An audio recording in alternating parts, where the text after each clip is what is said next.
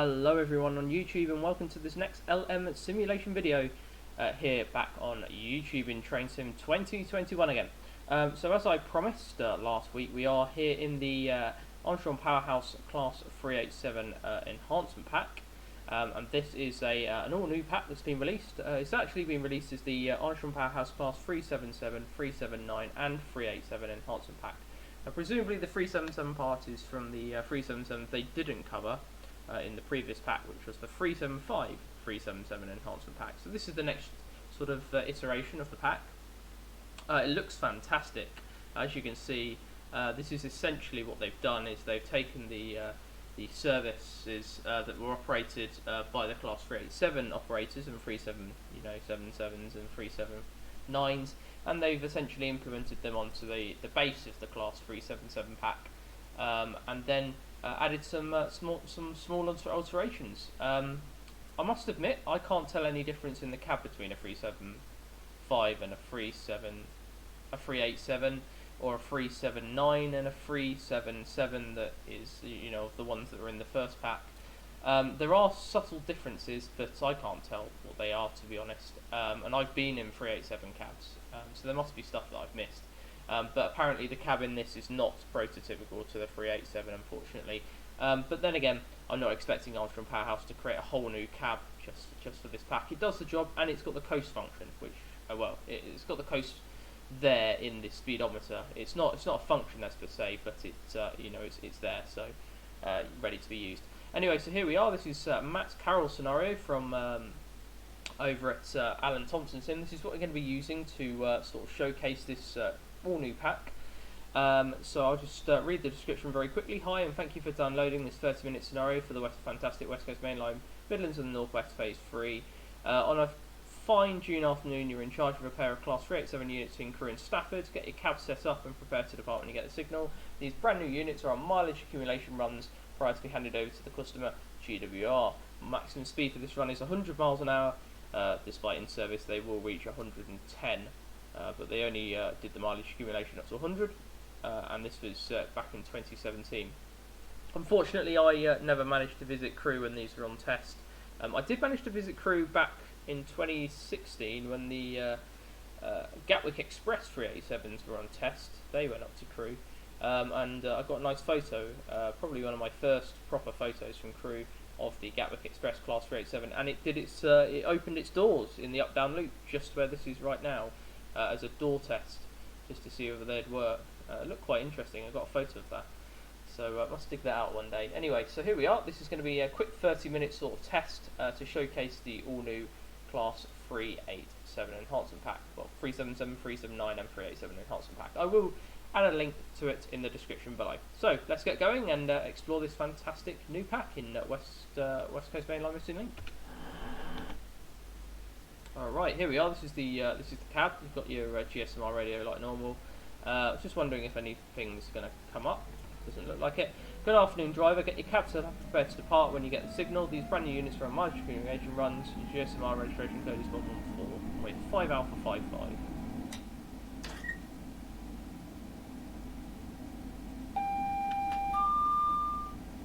TPWS and AWS operational. So that is very similar to a 387. It's nice to see.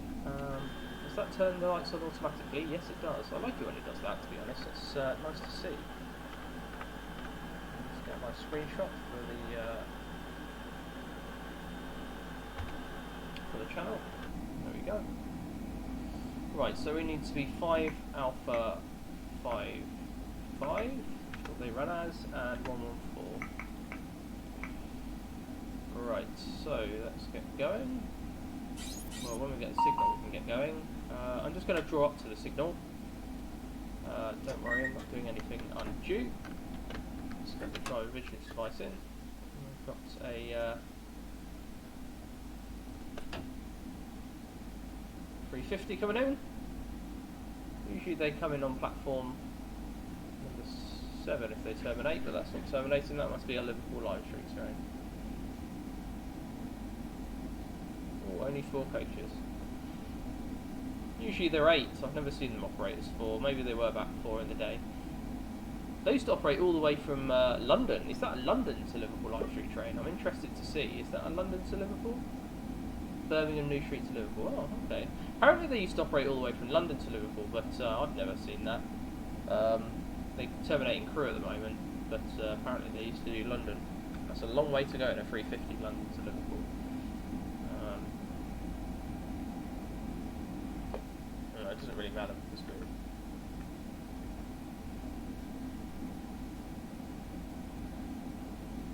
Not going anywhere anyway.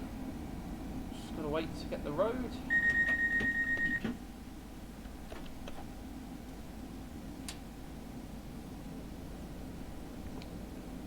That's Chester to Euston.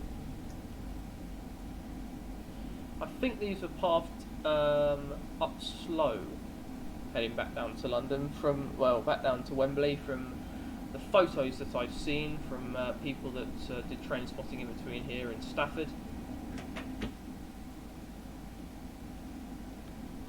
Looks fantastic though. To give you a bit of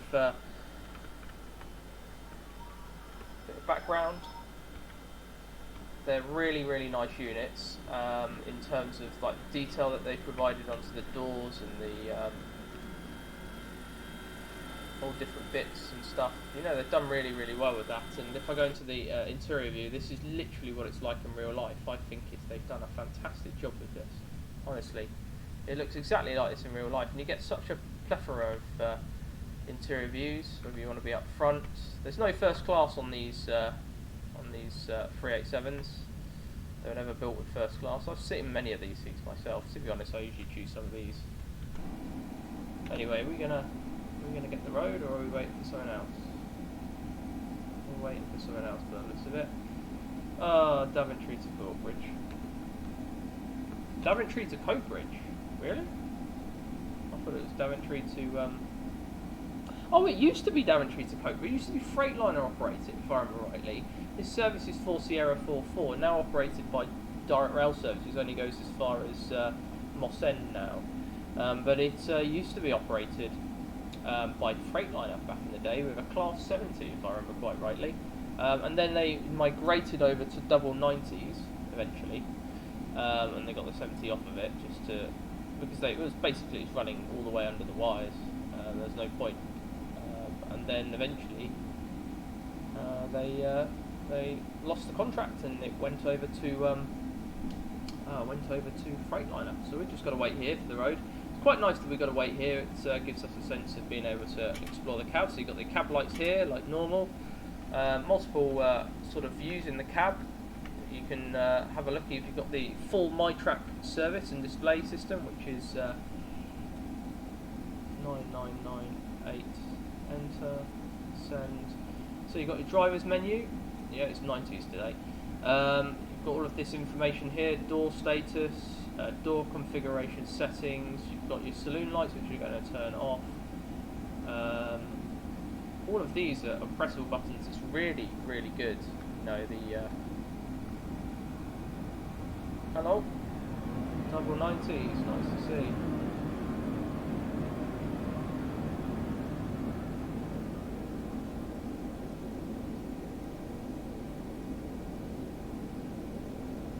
Well, that's got to stop in the platform, and as in real life, it actually covers the points when it stops in the platform, so I wonder if that's going to be replicated in this.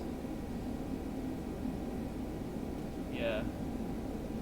It's got the road, but yeah, it usually stops in the platform for a driver change, if I remember quite rightly. Or it does at the moment. Let's have a look.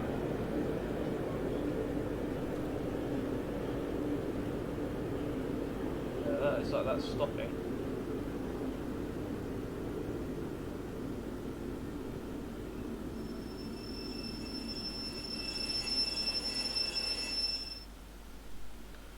Wonderful. It's covering the points, which is brilliant, as it does in real life. 1404. Well, we're not due off for another 2 minutes anyway, so that's fine. And then you've got the 1402 Crewe to Euston, departing from over there. Nice to see. And then we are firing down the up slow to London. That's Crewe to Euston by the looks of it via Alsatia. Interesting. I know they've also got a service that goes to London Euston from Crewe. It just goes down the Trent Valley and then Stafford non-stop to Crewe. Certainly interesting. Do enjoy this train though. You can shut down the pan if you need to and do stuff like that. You should be on the move now. Yep, there we go. Quick driver change. Yep. You can drop the pan. You can do various different bits with this. I've got the driver safety device on because you would normally have it on in real life. You can open the doors. Door release left. Your couple button. Your depot whistle. Which is quite nice to hear.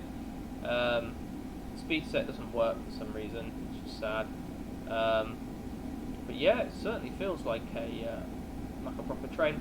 The horn is different to the 375 377 pack. If you want to hear it.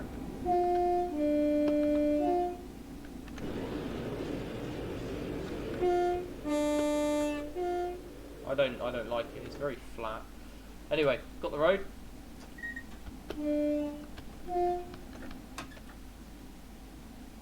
Get going.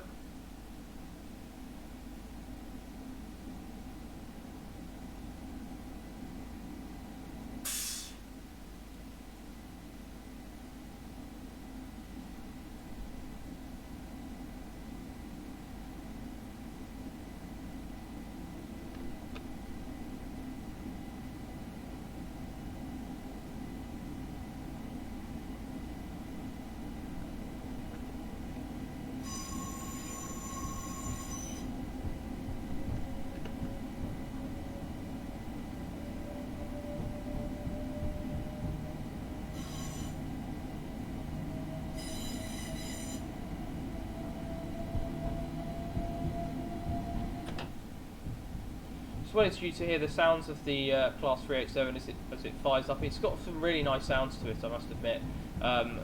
You know, exactly what you'd expect from an Armstrong Powerhouse pack. Really, really good work.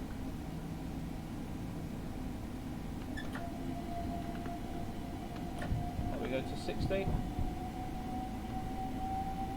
And these accelerate like nothing on earth.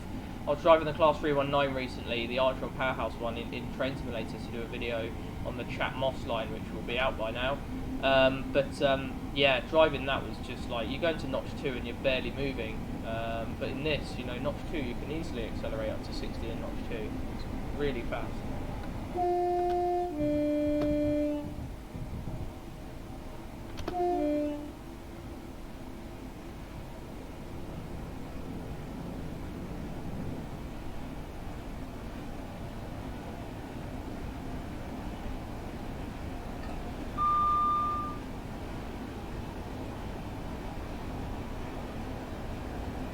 We go. Together. Used to be a Freightliner base, that down there at the CS. No longer is anymore, but used to be.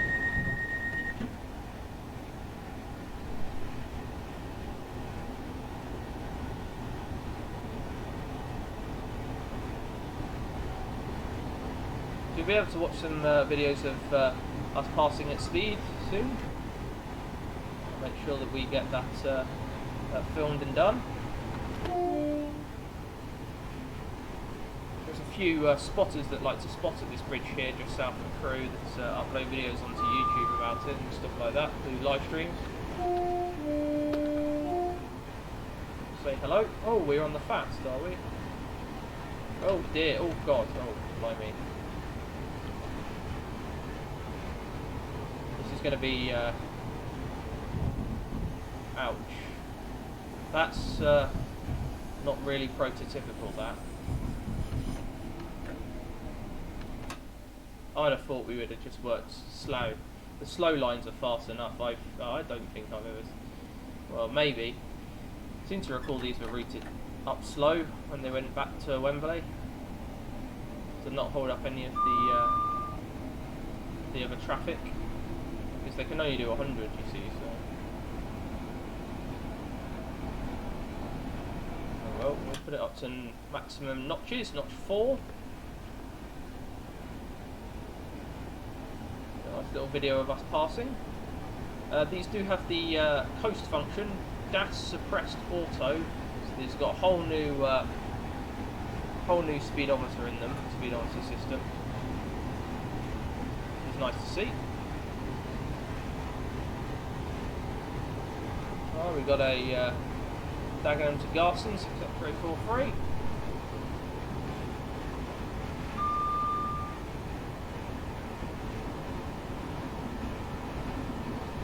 Nice to see. Need some more of those IPA wagons. We've only got very basic ones, and there's a lot more car trains that operate on the network with various different wagons, not just IPA. So it'd be nice to see some of them in the future. So once we go up to 100, the driver safety device keeping us on our toes. The passenger view is at high speeds. Sounds just like a 387 in here. Really, really well done. Let's go to a window seat. Standing up. Wow. Nice indeed.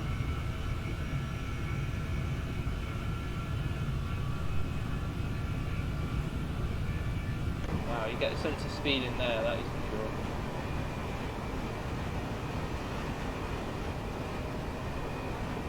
Take us down to Knot 3 while we approach 100. Turn the driver safety device off, driver vigilance device off for now, and get us a nice video of us passing this bridge over here, which should be nice.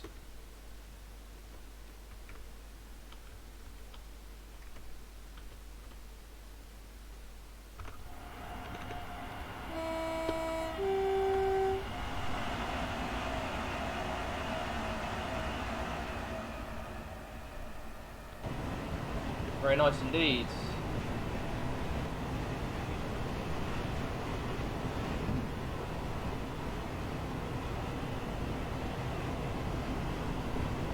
So, we've got to between here and Stafford. Stafford's not too far. As you can see, 19 miles, so should get that done next in no time. I've always wondered what would go faster on this route, would a 350 or a 387. If they had a race, one was on the slow, one was on the fast, because they're basically the same 100-mile-an-hour unit. What would beat it, you know, in terms of acceleration? I know they're both very fast. It'd be quite interesting to see that, actually. Let's get the drive vigilance device back on. It'd be useful to use the the sort of the speedometer speed set system. You can't use it, unfortunately. Fair dues. I mean, it's a really, really good pack to have. You know, little detail like this that needs to be removed. This is a Great Western Railway unit. Why would it have a southern, you know, thing in this unit?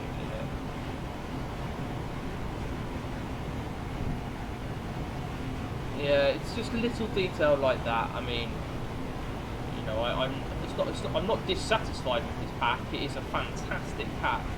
I had to pay $16.99, which is the price of it, if you don't have the previous pack, which I didn't.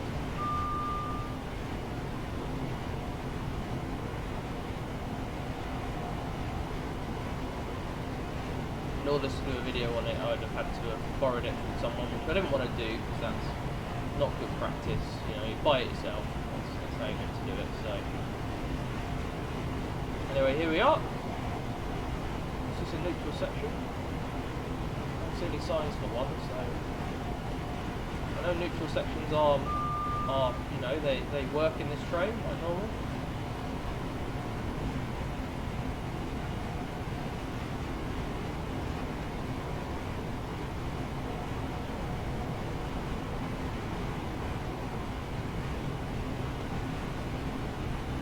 There we go, we're at 100 again. This thing is so eager to get up to 110, it really is.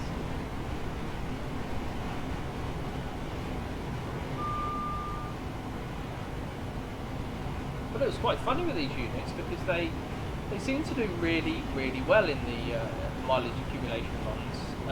And then when they entered service, when they first entered service, they had a few teething problems with the train management system, TMS here.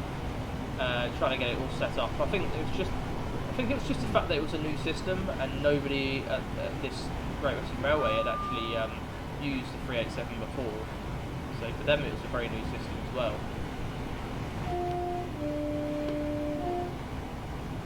Let's see that. 5 Mike 43 would not go down fast. See, this is all the differences I'd do in this scenario. It's just, tell this is not my scenario, we'd be on the relief, so would he. So we'd be chasing after something as well that's late running, or just to give it a little bit more to the scenario. I mean, I enjoy it, you know, I'm not gonna lie, it's a really, really good scenario. It's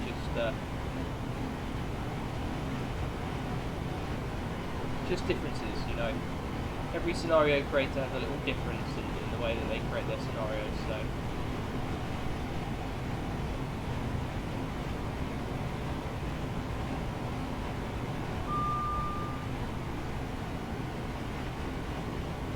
So let's do another high-speed pass so that you can witness this fantastic train at its primary speed, which is how it's meant to be done.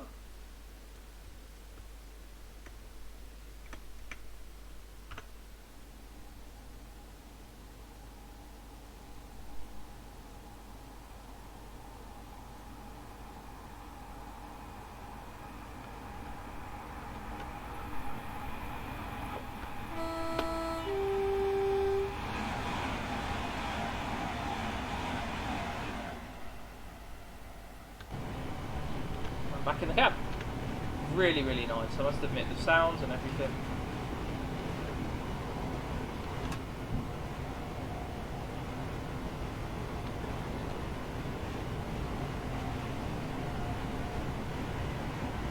Just had that neutral section there come across us nice and quickly.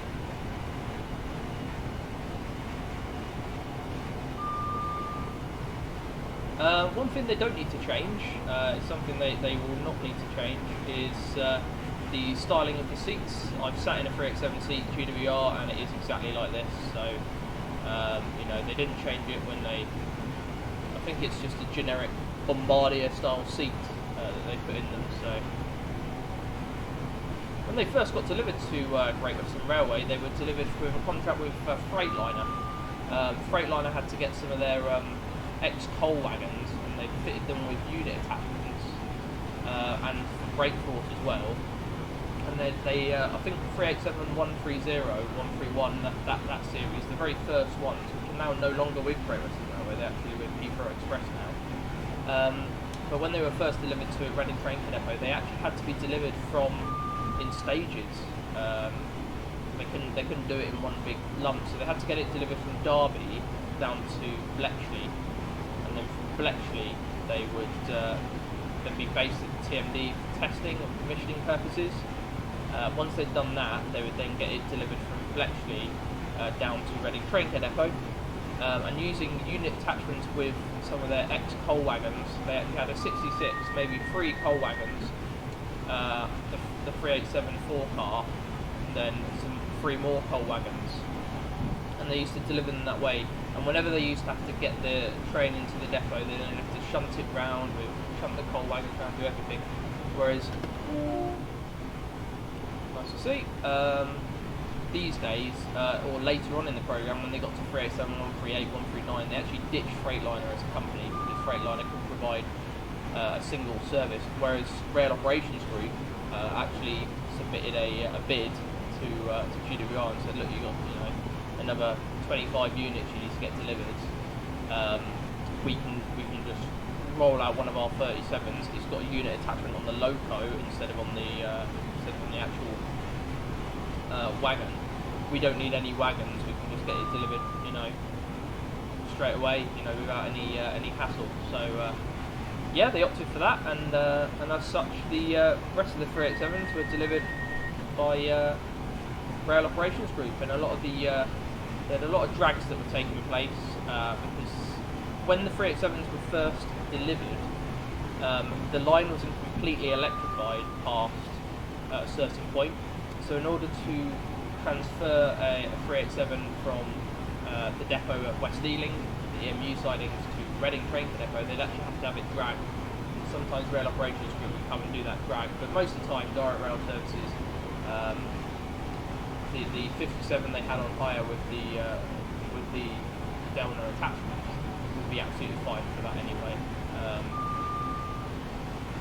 So it's quite an interesting sort of venture that they had with it all, getting it all delivered, and now it's all been delivered, and times have changed so much that 387 130 to 143, I believe it is, are now no longer with Great Western Railway. They're actually with Heathrow Express. So as a result of that, Great Western Railway have not got enough 387s to cover the fact that the Class 800s have got cracks in them. And as a result of that, also, they can't take the 387s back because they've had ETCS fitted with them, the Heathrow Express ones, to work in the tunnels. So it's a bit of a mess. Basically, that whole situation is a bit of a mess. This is Norton Bridge, where there used to be a nice little station that you could spot at here on the sides. No longer here anymore.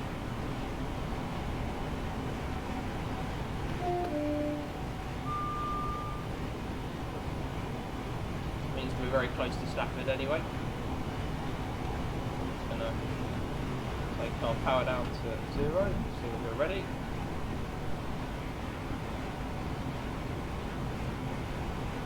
Doesn't take you long at all.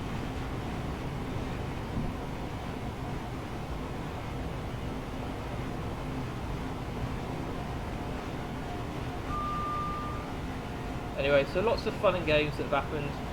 387s that have had to be replaced by other 387s from other operators like C2C and Gatwick Express. Both of them operating for Great Western Railway at the moment. Very interesting to see, that is for sure. I'm not sure what's going to happen. To get the original timetable back, they need all the IETs back, but you know, they've got all these 387s, they want to operate out to Bristol Parkway. Now, I don't know if they've got enough to do that and then cover the rest of the runs. They really need these 769s to operate, and I truly believe now that there must be plans to operate these 769s into Paddington, because without them, they're really going to struggle with operating the full timetable that they need to. So even with all the IETs back, they've got all these 387s that they've sent to Heathrow Express, and now they're effectively they're 13 units short. That's got to be made up by something, especially with all the services they want to operate out to Bristol Parkway.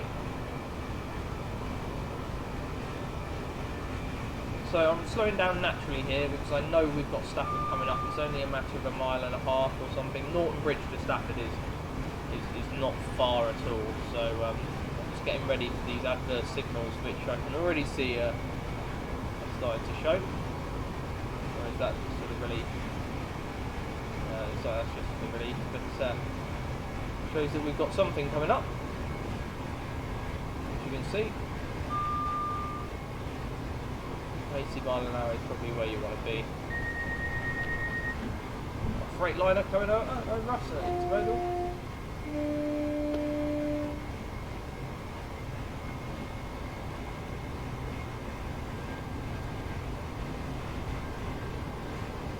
We're approaching to Stafford. So, do I recommend this pack? Yes, I do. It is a really, really good detailed pack. I thoroughly enjoy driving it. It's something that I'm going to enjoy driving for a long time to come, because now we've got a very vast, expansive Great Western network that's been electrified by fantastic people over on the Alan Thompson Sim site. Third-party people who have uploaded the electrified version of that over to the Alan Thompson Sim site. So there's lots of possibilities for this, and I can only hope that that electrification goes even over the Bristol Parkway, so that you'll be able to do the real run in real life. So watch out for some more 387 action over on the channel. I really am enjoying driving it, so one hopes that's a good sign for the future. So go over, link is in the description, and buy it now. It is really worth it.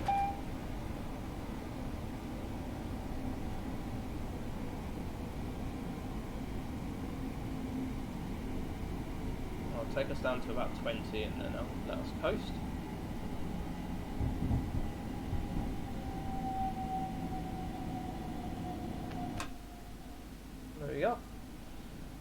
coast into Stafford.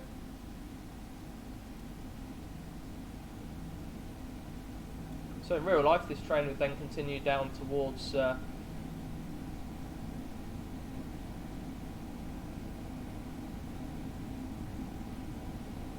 all the way to Wembley. Usually I think it went by the slow lines on the Trent Valley. So in my, if this was my scenario, I would rather do it as the upward journey, 5 kilo, whatever it was. It's just the fact that it's I don't like stopping where the train wouldn't naturally stop, like it wouldn't normally stop here in Stafford. Whereas if I did the other journey, you could just recommence it down at a signal just south of Stafford and then work it all the way up to where it terminates, which would be, that would probably seem to me much better. But yeah, it's always all different scenario creators have their different ways of creating these scenarios. So thoroughly enjoyed it. I'll provide a link to the scenario also in the description, so do have a look there as well. And I sincerely hope you have enjoyed this this video.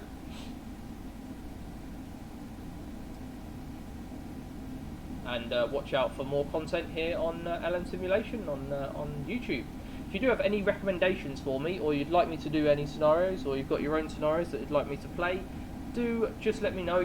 Put a comment on the old video, and I'll be sure to look at that and get back to you. Anyway, hope you've enjoyed this video. Thank you very much for watching, and I will certainly see you next time here on LM Simulation. But for now, have a lovely week or weekend, day or night, wherever you are in the world, and I'll see you next time here on LM Simulation. Take care, I'll see you next time, and ta-ra.